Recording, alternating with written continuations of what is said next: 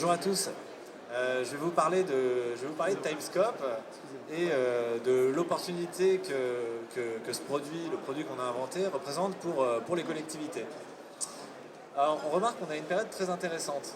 Aujourd'hui, les collectivités, elles se questionnent sur la façon dont elles souhaitent mettre en avant leur patrimoine. Aujourd'hui, elles répondent à un besoin qui est universel, qui est un besoin de mise en avant du patrimoine. Et ce besoin-là, pour y répondre, elles développent des applications, des sites et tout un tas de dispositifs qui sont très intéressants, mais qui souffrent d'un problème d'accessibilité in situ. Aujourd'hui, cette accessibilité-là, on est capable d'y répondre, on va vous expliquer pourquoi.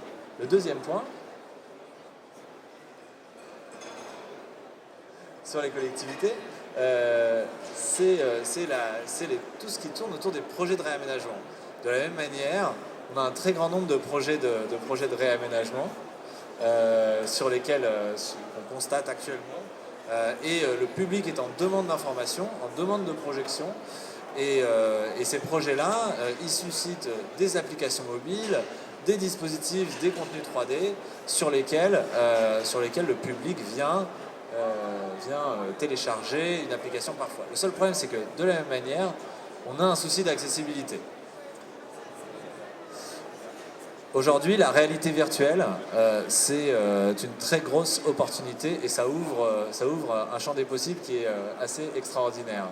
La réalité virtuelle, la façon dont ça fonctionne, c'est un casque qu'on positionne sur son visage et qui permet d'entrer en totale immersion dans un environnement qui est reconstitué en 3D. Ce casque-là, il donne un sentiment de présence très fort. Il va au départ être mobilisé, être utilisé dans le monde des jeux vidéo pour un usage domestique. Et nous, la réalité virtuelle, on la sort de cet usage-là. Et ce qu'on a développé, c'est Timescope, la première borne de réalité virtuelle en libre service. Le principe de Timescope, la façon dont ça fonctionne, tu peux appuyer sur espace. L'utilisateur arrive, il sélectionne une époque sur un écran tactile et il a juste un boîtier à sa taille et il entame une immersion 360. Ensuite, il a la possibilité de regarder vers le bas, de regarder vers le haut. On a reproduit les capacités de cette technologie-là pour un usage outdoor, un usage grand public. Les 4 points importants sur Timescope, c'est l'accessibilité, le high-tech, le fait que ce soit totalement plug and play et l'aspect parisien. Sur l'accessibilité, on a un mode personne à mobilité réduite, on a un ajustement à la taille qui permet à la fois d'adresser des enfants et des adultes. C'est très simple d'utilisation bien sûr. Et puis sur le plan technologique, c'est 100% résistant au vandalisme, aux intempéries et modulaire, donc ça intègre de futures évolutions. Au niveau du sourcing et de notre réseau de fournisseurs, on est 100% Paris-Île-de-France. Donc c'est un produit qui est un pur produit de la région. Et enfin, c'est plug and play. Donc ce qu'on propose aux villes aujourd'hui, c'est on s'installe. C'est une solution totalement confortable. On s'installe, on a juste besoin d'un raccordement électrique. En termes de contenu, que voit-on dans Timescope? Et je vous invite à aller sur notre stand pour tester une démo. On voit un contenu qui est immersif. Donc c'est un contenu qui est développé en 3D avec un comité scientifique qui certifie, qui valide le contenu. C'est de la vidéo 360 et il y a une ambiance sonore, bientôt des commentaires audio. On est dans une expérience qui est totalement inédite. Un petit retour d'expérience sur le pilote qui a été lancé à la Bastille. Ce qu'on peut constater, c'est d'une part que notre cible, c'est le public de tous âges des lieux de fréquentation. On a des enfants, on a des personnes âgées, on a des familles qui viennent et qui font la queue à Bastille pour accéder au contenu. Le deuxième enseignement, c'est qu'on est un produit qui se positionne sur 3 piliers.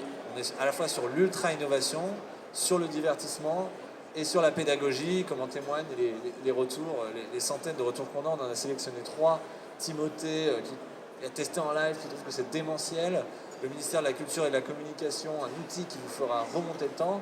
Et puis Sylvie, fan Facebook de l'émission Secret d'Histoire, qui mentionne le fait que c'est une invention qui est géniale aussi bien pour les adultes que pour les enfants. On est vraiment dans cette logique-là, d'être à la fois dans du gros divertissement et dans de la pédagogie.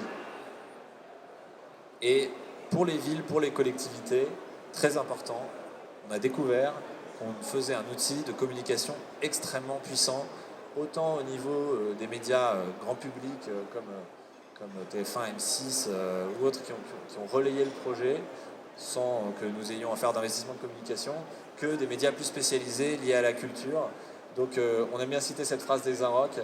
Soudain, dans cette fuite en avant vers le futur, la technologie fait volte-face et met sa magie au service du passé. L'histoire et l'avenir se réconcilient et s'observent. Donc on est sur un concept qui est extrêmement puissant, et pour une ville qui souhaite communiquer sur son passé et sur son futur, on sert cette communication-là de façon extrêmement puissante.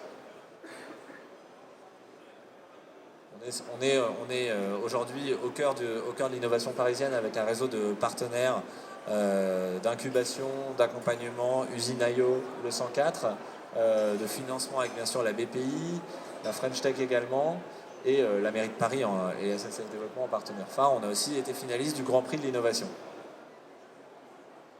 Aujourd'hui, notre mission, c'est d'accompagner les villes à la fois sur la valorisation de leur patrimoine et la valorisation de leurs projets. On a deux types d'applications possibles. Donc, sur le retour vers le passé, on va être en mesure de créer des parcours historiques via la borne ou d'être présent de façon moins pérenne sur des commémorations. Et sur les projections, on va pouvoir accompagner des processus de concertation avec le public et accompagner la communication des chantiers.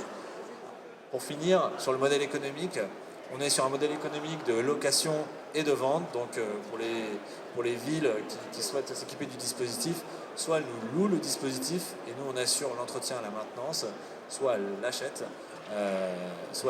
tout en conservant cette offre d'entretien et maintenance. Merci beaucoup.